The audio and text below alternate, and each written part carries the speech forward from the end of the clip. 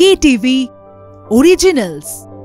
চৈত্রের শেষ বেলায় বৈশাখের শুরুতে, আর আজ বৈশাখ মানে আড্ডা, আনন্দ। আর সেই আনন্দ আড্ডাতে কলকাতা টিভি ডিজিটালও মাতোয়ারা। আমার সঙ্গে এখন রয়েছে মিউজিক্যাল ম্যান পটাদা। কলকাতা টিভি ডিজিটালের পর্দায় তোমাকে অনেক স্বাগত। Thank you very much. আগে বলো, কেমন আছো? অনেক দিন খুব ভালো আছি। তোমার পার্সোনাল ফেভারিট কোন খাবারটা? আমার পার্সোনাল ফেভারিট যদি বলো তাহলে বলবো চিংড়ি মাছ আর ইলিশ মাছ ফেভারিট, কারণ আমি একটু মাছ ভক্ত। তুমি মনে প্রাণে ঘটি? আমি ঘটি, একদমই ঘটি। চিংড়ি মাছ বলাতেই আমি আরো বেশি না, সেটার জন্য না, টেস্ট সেটা ঘটি বাঙালের ওপরে নয়, তাহলে তো বলাই যায় যে ইলিশ মাছ সেটা বাঙালদের, ওরকম না। খাবার দাবার নিয়ে আমি ওই ঘটি বাঙাল করি না, কারণ আমি টেস্ট করতে সব কিছু খুব পছন্দ করি। খুব অল্প খাই হয়তো, কিন্তু সব কিছু ওই যে টেস্ট করবার যে জায়গাটা, সেটা এই পয়লা বৈশাখের দিন অফুরান আর কি। হ্যাঁ, ডেফিনেটলি করি, এখনও যাই, সময় পেলে যাই। আমার গড়িয়াহাটের কিছু পুরনো বন্ধুবান্ধব আছে যাদের থেকে আমি আমার কলেজের জীবনে সেই সময় জিনিসপত্র কিনেছি। আমি সুযোগ পেলে তাদের কাছ থেকে গিয়ে পয়লা বৈশাখে জিনিসপত্র কিনি, এবং তারা আমার জন্য রেখে দেয়। তারা জানে আমার কোনটা লাগবে, আমাকে বলতেও হয় না, জানে বা পাঠিয়ে দেয় বাড়িতে। তারা এরকমই বন্ধুবান্ধব আর কি হয়ে গেছে। তারা ব্যবসা করে ফুটে হয়তো, কিন্তু ওই হয় না, যেতে যেতে একটা খুব, হ্যাঁ, বন্ধু তো বন্ধুই হয়। তাদের সঙ্গে খুব সুন্দর সম্পর্ক আমার, এবং আমি চান্স পেলেই যাই। আচ্ছা, তো পয়লা বৈশাখ উপলক্ষে তুমি পয়লা বৈশাখ কথাটা শুনলেই আর কি কোন গানটা মাথায় আসে? তুমি যত গানের মানুষ।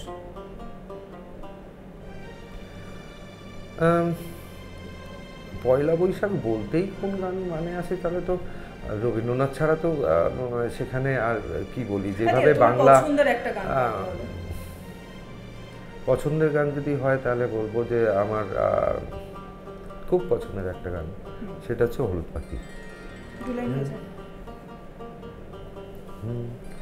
সেই যে হলুদ পাখি বসে জমরুল গাছের ডালে, হতো ডাকা ডাকি আমার শৈশবের সকালে। সেই যে হলুদ পাখি বসে জমরুল গাছের ডালে, হতো ডাকা ডাকি আমার শৈশবের সকালে।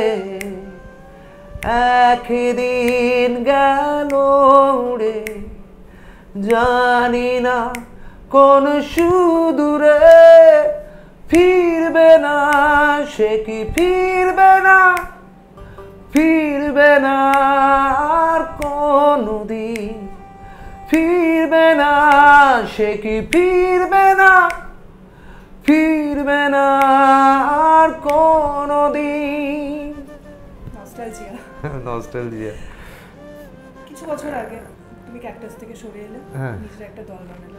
হ্যাঁ, পটার মনে। তারপর আবার এবছরে ক্যাকটাসের সাথে, এবছরে না, আমরা বিগত বেশ কয়েক বছর ধরে কাজ করছি। কিন্তু এবছর ক্যাকটাসের তরফ থেকে গান বেরোলো আবার। এই যে এর আগেও আমাদের ছি বলে একটা সিঙ্গলস রিলিজ করেছিল, আর রিসেন্ট ডেজ আমাদের আর একটা অ্যালবাম রিলিজ করলো, আমরা নিজেরাই করেছি। এটার প্রোডাকশন শেষ পাওয়া খবরে আমাদের অ্যালবামের নাম, যেটা সব মাধ্যমেই পাওয়া যাচ্ছে, গানাতে পাওয়া যাচ্ছে, তারপরে অ্যাপেল মিউজিকে পাওয়া যাচ্ছে, যেরকম যতগুলো মিউজিক ইউটিউবে পাওয়া যাচ্ছে। যারা শুনতে ইন্টারেস্টেড তারা শুনলে ভালো লাগবে, এবং খুব অন্যরকম ভাবে আমরা অ্যালবামটা ডিজাইন করেছি, মিউজিকটা ডিজাইন করেছি, শুনলে ভালো লাগবে, এইটুকুনি বলতে পারি। তো তুমি কাকে এগিয়ে রাখবে, পটা আর মরুদ্দা নাকি ক্যাকটাসকে? আমি কিন্তু গান বাজনার জায়গা না ওরকম আগে পরে কেউ হয় না। যদি তুমি এখন তুলনা করতে চাও না, তাহলে অনেক কিছু তুলনা চলে আসে। গান বাজনা একটা ভাবের জায়গা, গান বাজনা সম্পূর্ণ একটা ভাবের জায়গা। আমি এরকম, আমি মরুদ্দান ধরো গান করছি না, আমি ধরো ক্যাকটাসে গান করছি না, আমাকে অন্য কেউ গান করতে লিখেছে, আমি তার কাছে গিয়েও সেই ভাবের জায়গা থেকেই গান করি। ওরকম কোনো ব্যাপার নয় একজনকে যে ওই তুলনা করে, ওই তুলনাটা যেই চলে আসবে সেই গান বাজনাটা সরে যাবে, তখন শুধুমাত্র তুলনা হতে থাকবে। গান বাজনা তুমি যখন যেইখানটায় দাঁড়িয়ে আছো, তুমি যার সাথে আছো তার সঙ্গে তোমার হৃদয় যদি মেলে, তাহলেই সেই গান বাজনা থেকে স্ফুরণ হবে। তাহলেই সেইখান থেকে উল্টো দিকে তোমাকে যে শুনছে সে তোমার গানটা শুনবে, তোমার সাথে গাইবে। আদারওয়াইজ সেটা কিন্তু সম্ভব নয়। এটা আমার মনে হয়, এটা আমার ব্যক্তিগত জায়গা থেকে মনে হয় যে একটা গানের ভাব একজন আর্টিস্টকে যেরকম উদ্বুদ্ধ করে, এবং উল্টো দিকে যে মানুষগুলো রয়েছে সেই মানুষগুলোকেও উদ্বুদ্ধ করে, আবার উল্টো দিকের মানুষগুলোও এই শিল্পীটাকে গান গাইতে উদ্বুদ্ধ করে তাদের রিয়াকশান জানিয়ে, হাততালি দিয়ে কিংবা গান করে। এটাই আমার কাছে পাওনা, আলাদা করে কখনো তুলনা করিনি। কোনো কারণে কি এখন বাংলা ব্যান্ড কালচারে বা বাংলা গান শোনার প্রবণতাটা মানুষদের মধ্যে কমে যাচ্ছে? না না, মানুষদের মধ্যে কমে যাচ্ছে নয়, মানুষদের মধ্যে যতটা লেভেলে পেনিট্রেট করা যেত সেই পেনিট্রেশনটা হয়তো হারিয়ে গেছে। এখন কোনো মাধ্যমই আমাদের গান তারা অন এয়ার করে না। রেডিও চ্যানেলস অ্যান্ড অল যারা রয়েছে তারা অতটাও চালায় না আমাদের গান। একটা সময় রেগুলার চলতো কিছু কিছু চ্যানেল, তাদের পলিসিস কি আছে সেই সব অনুযায়ী তারা বলে যে তারা চালাতে পারে না। এটা একটা মেজর কারণ। আর অন্য কারণটা হচ্ছে যে ছায়াছবির গান বাজনাতে এত টাকা ইনভলভ থাকে, তারা সেইভাবে স্লট কিনে তারা তাদের গানের প্রমোশন করছে। কিন্তু এই যে একটা ব্যান্ড তারা নিজেদের গান নিজেরা লিখছে, নিজেরা সুর করছে, নিজেরা পারফর্ম করছে, তারপরেতে গিয়ে তারা সেটাকে অ্যালবাম আকারে আনছে বা একটা সিঙ্গলস আকারে আনছে, তারপরেতেও এটা একটা শোনানোর জায়গার একটা বিষয় থেকে থাকে। সেইটা বোধহয় কোথাও গিয়ে ভীষণভাবে ল্যাক করছে। কিন্তু বাংলা ভালো গান কি হচ্ছে না? ডেফিনেটলি হচ্ছে। যেরকম একটা সময় বাংলা ছবির ক্ষেত্রে দাঁড়িয়ে একটা খুব মানে খরা চলে এসেছিল বলতে গেলে, সেইটা কিন্তু এখন অনেকটা কেটে গেছে। এবং বাংলা ছবিতেও ওই ব্যান্ড সাউন্ড অনেক ক্ষেত্রেই দেখেছি, ব্যান্ড সাউন্ডটাকে এস্টাবলিশ করবার চেষ্টা করেছে তারা, ব্যান্ড সাউন্ডটাকে বাংলা ছবিতে ইউজ করেছে, ব্যান্ডের ভোকালিস্টদের ইউজ করেছে। কিন্তু as a band, as a industry সেইটা সেইভাবে উঠে আসতে পারছে না প্রোডাকশানের কারণে হয়তো। কারণ আমরা যে প্রোডাকশানটা করছি সেটা ওই লিমিটেড কিছু জায়গাতেই থেকে যাচ্ছে, YouTube or Gaana or sound or Apple music, সেটা হয়তো হচ্ছে। কিন্তু আমার এইখানে আমার নিজের জায়গায় সেইখানে কতটা সেটা অন এয়ার করা হচ্ছে বা এরকম ইন্টারভিউয়ের মাধ্যমে সেটা কতটা মানুষজনের সামনে আসছে, পৌঁছচ্ছে। একটা সময় ছিল আমরা হাতে সিডি কিংবা ক্যাসেট কিনতাম, আমরা বুঝতে পারতাম। এখন আমরা বুঝতে পারি না, আমার গানটা শুনতে শুনতে কে সুইচ অফ করে দিল, অন্য গানে চলে গেল, এটা আমি বুঝতে পারি না। হয়তো গানটাই শোনেনি, লাইক করে দিয়েছে, এরকম হয়। একটা গান শুনতে 5 মিনিট সময় লাগে। একটা গান আপলোড করলাম, আপলোড করবার সাথে সাথেই একজন ক্লিক করে লাইক দিল। আমি তাকে যোগাযোগ করলাম, করে জিজ্ঞাসা করলাম যে তুমি এত অল্প সময়ের মধ্যে আমার গানটা শুনলে কি করে? তুমি ক্লিক দিলে আমাকে ভালো লাগানোর জন্য, নাকি তুমি গানটা আদৌ শুনেছো কি না আমি তো বুঝতে পারলাম না, কি করে শুনলে? 1 মিনিটও পেরোলো না, তুমি আমাকে ক্লিক দিয়ে দিলে। তোমাকে আমি রিকোয়েস্ট করছি তুমি গানটা শোনো, শুনবার পরে আমাকে ক্লিক করো, যদি ভালো লাগে তাহলে। আর যদি ভালো না লাগে আমাকে ক্লিক করতে হবে না, তাহলে আমি একটা ফিডব্যাক পাবো, বা তুমি আমাকে ফিডব্যাক দাও এই গানটা শুনে যে কেমন লাগলো তোমার। এটা বোঝা যায় যে মানুষজনের কেমন লাগছে গানটা, এটা বোঝা যায়। একটা গান রিলিজের পরে যখন সেটা আমরা লাইভ শোতে করি তখন বোঝা যায় যে গানটার কতটা মানুষজনকে ভালো লাগাতে পেরেছি, কতটা মন্দ লাগাতে পেরেছি। যেই সময় ক্যাকটাস আসে সেই সময় অনেক কটি দল একসাথে একই এরাতে আর কি চলছে, তখন মনে হচ্ছিল কোনো কারণে কম্পিটিশন তারা? ওই যে বললাম প্রথমে, আমি কম্পিটিশনের পিছনে আমাকে দৌড়তে হয়নি কখনো। কেউ দৌড়েছে কিনা আমি বলতে পারবো না, কিন্তু আমি না ঠিক কম্পিটিশন, আমরা তো সবাই সবার বন্ধু বান্ধব এখানে। বাংলা ব্যান্ড যারা করে তারা সবাই সবাইকেই খুব ভালো করে চিনি। কেউ হয়তো আমার থেকে 5 বছরের সিনিয়র, আমি হয়তো কারোর থেকে 5 বছরের সিনিয়র, কিন্তু আমরা একটা ফিল্ডে কাজ করছি। তো আমাদের এইটুকুনি একটা জায়গা, আমরা এখানে যারা গান বাজনা করছি না সবাই সবাইকে চিনি, সবাই সবার লিমিটেশন জানি, কে ভালো কে মন্দ সবাই জানি। আমাকে যদি ব্যক্তিগতভাবে যদি জিজ্ঞাসা করো, আমি বলবো যে বাংলা ব্যান্ডের আরও একত্রিত হয়ে আরও অনুষ্ঠান করা উচিত। কারণ এই রকম আজ থেকে 10-15 বছর আগে এরকম পয়লা বৈশাখে আমাদের ধরো ব্যান্ডস যারা ছিল সেই সময় দাঁড়িয়ে ধরো ওই ব্যান্ডেরই শো হচ্ছে, প্রথমে একটা ব্যান্ড উঠলো, ধরো পরশপাথর উঠলো, তারপরে চন্দ্রবিন্দু উঠলো, তারপরে হয়তো ভূমি উঠলো, তারপরে হয়তো আমরা উঠলাম, তারপরে হয়তো ফসিলস উঠলো, এরকমভাবে ধরো 4-5টা ব্যান্ড একটা জায়গাতে একটা ভেন্যুতে পারফর্ম করছে, সেখানে সব ব্যান্ডের ক্রাউড এসে জড়ো হচ্ছে। এই যে আনন্দটা, সেটা বোধহয় কোথাও গিয়ে একটু মিস করি। এখন হয়তো খুব বেশি হলে 2টো ব্যান্ড, বা এখন খুব একক হয়ে গেছে, একটা ব্যান্ডই গিয়ে পুরো সন্ধ্যেটা কভার করে দিচ্ছে। এখানে প্রোডাকশন অনেক কিছু ম্যাটার করে, কিন্তু ওই যে আনন্দটা, ওই যে 5টা ব্যান্ডের 25টা ছেলে এক জায়গায় এলো এবং প্রত্যেকে ওপরে উঠছে, আবার আর একটা ব্যান্ড নিচ থেকে স্টেজ নিচে একজন নামছে, একজন উঠছে, একে অপরের সঙ্গে কথাবার্তা হচ্ছে, সেই দিনটা একটা অন্যরকম একটা মুহূর্তে, একটা অন্যরকম ভালো লাগা। সেই ভালো লাগাটা খুব দরকার। সেই ভালো লাগাটা বোধহয় সাধারণ মানুষজন দেখতে চায়, কিন্তু হ্যাঁ দেখতে চায়, হয়ও এরকম খুব অল্প হয়ে গেছে এখন, সংখ্যায় কমে গেছে। হ্যাঁ হ্যাঁ। তো ইন্ডাস্ট্রিতে অনেক বন্ধু, সিধুদার সাথে সম্পর্ক কেমন? খুব ভালো, খুব সুন্দর সম্পর্ক। আর তাছাড়া বাকি আর মানে ফেভারিটস এর তালিকায় যদি তুমি কাউকে রাখো? অনিন্দ্য চ্যাটার্জি, অনিন্দ্যদাকে আমার খুব ভালো লাগে, অনিন্দ্যদার লেখা আমার খুব ভালো লাগে, এবং অনিন্দ্যদার সঙ্গে আমার একটা বয়সের ডিফারেন্স আছে, সেই জায়গা থেকে অনিন্দ্যদার সঙ্গে কথা বলে আমি কোথাও তৃপ্তি পাই। মানে যদি সেরকমভাবে বলো, আমার নচিদাকে খুব ভালো লাগে। কেন ভালো লাগে সেটা যেন, নচিদার আমি প্রথমে ফ্যান, তারপরে নচিদার গান আমি প্রচণ্ড ফলো করেছি। মানে আমি যখন বেড়ে উঠছি, যখন বুঝতে শিখছি, তখন নচিদার কিছু গান আমাকে খুব ইন্সপায়ার্ড করেছে। নচিদার কথা বলবো, শিলুদার কথা বলবো, মানে যাদের সঙ্গে আমি পার্সোনালি আড্ডা মেরেছি। প্রত্যেকটা মানুষ আলাদা হয়, কিন্তু ভালোবাসার জায়গা থেকে বা ওই আগলে রাখার জায়গা থেকে বা এরকম জায়গা থেকে সিধুদার কথা বলবো, আরও কতজন কথা বলবো, অনেকের কথাই মানে মনে পড়ে যাচ্ছে, বন্ধুবান্ধব, নিজেদের কথা। সবাই আমরা বোধহয় একটা নৌকারতেই ভাসছি, ভাসতে ভাসতে বাংলা ভাষা, বাংলা গানকে আরেকটু যদি এগিয়ে নিয়ে যেতে পারি, তাহলে বোধহয় দারুণ লাগবে।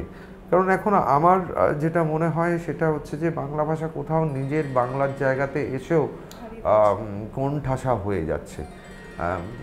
আমি বলছি না যে অন্য কোনো ভাষাকে আমি ছোট করছি না, কিন্তু আমার ভাষা সেই জায়গাটাকে আমাদেরকেই বহন করে নিয়ে চলতে হবে।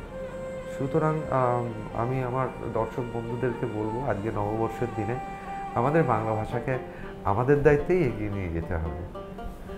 বাংলা গান, বাংলা ছবি, বাংলা থিয়েটার, বাংলা নাটক, এগুলোতে অংশগ্রহণ করুন আপনারা। অনেক কিছু জানা যায়, অনেক কিছু বোঝা যায়। অবশ্য সময় এখন আমাদের কাছে খুবই অল্প, তার মধ্যে থেকে যদি একটু সময় বের করে এই আর্টিস্টগুলোর পাশে দাঁড়ানো যায়, তাহলে দারুণ হবে।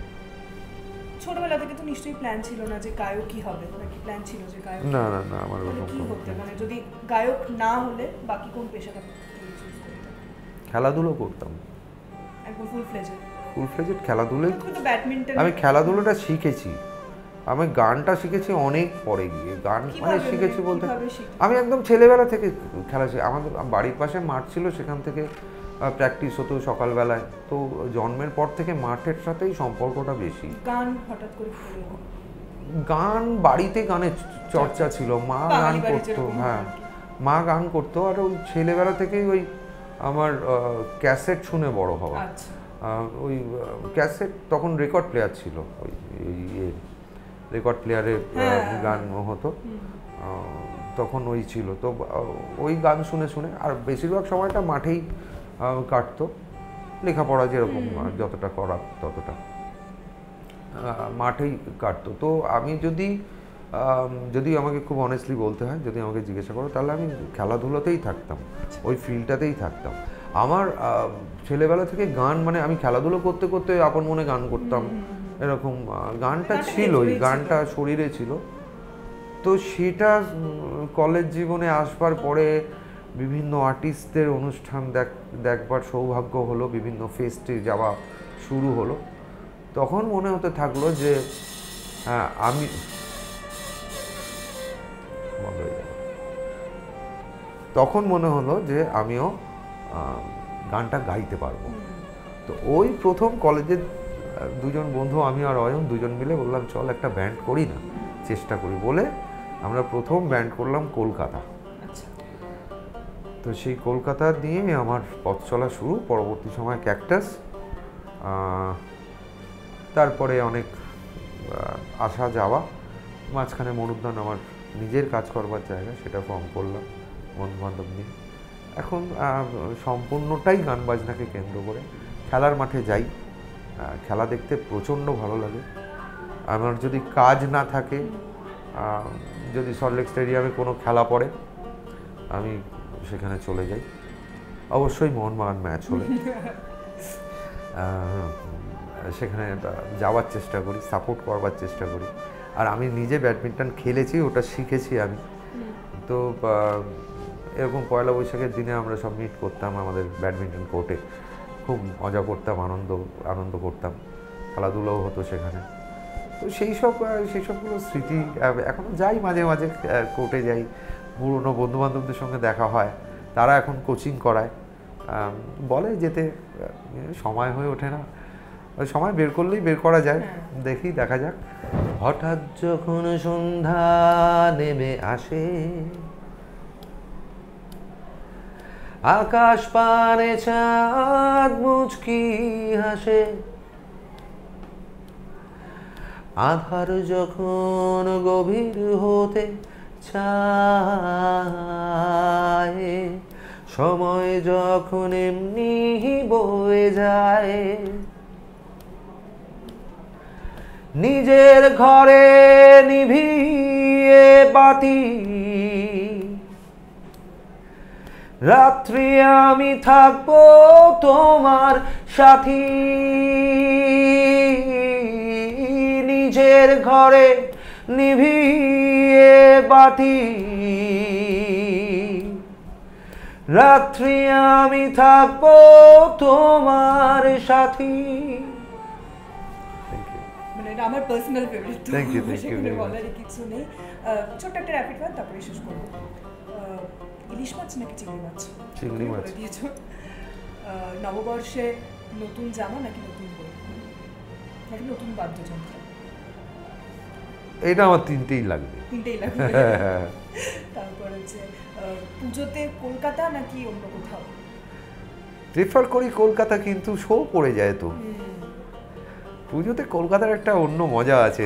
আবার নিজের বাড়ি, মানে নিজেদের পুজো হলে সেখানে সকলের সঙ্গে দেখা টাকা হয়, তো নিজের বাড়ির পুজোটাই, মানে ছেলেবেলা থেকে যে পুজো একদম অন্যরকম অভিজ্ঞতা দিয়ে এসছে, খুব মিস করি। বাইরে গেলেও বলি ভিডিও কলে দেখাও, বাড়িতে বলি যে ভিডিও কল করো। দিন রাতের পার্থক্য হয়ে যায় ঠিকই, কিন্তু চেষ্টা করি। সিনেমার গান নাকি অ্যালবামের গান? অ্যালবামের গান এই কারণের জন্যই যে সিনেমার গানটা তো অনেকটা খাইয়ে দেওয়ার মতন, সেটা খাইয়ে দেওয়ার মতন, আর অ্যালবামের গানটা নিজেকে খেতে হবে আর কি, মানে সেই জন্য অ্যালবামের গান একটা গান হিট আর একটা সিনেমার গান হিট, দুটোর মধ্যে পার্থক্য থেকে যায়। একদমই তাই। অনেক ধন্যবাদ পটাদা আমাদের সঙ্গে কথা বলার জন্য। Thank you. এখানেই শেষ করছি আজকের এই অনুষ্ঠান। দেখতে থাকুন কলকাতা টিভি, রাত 3।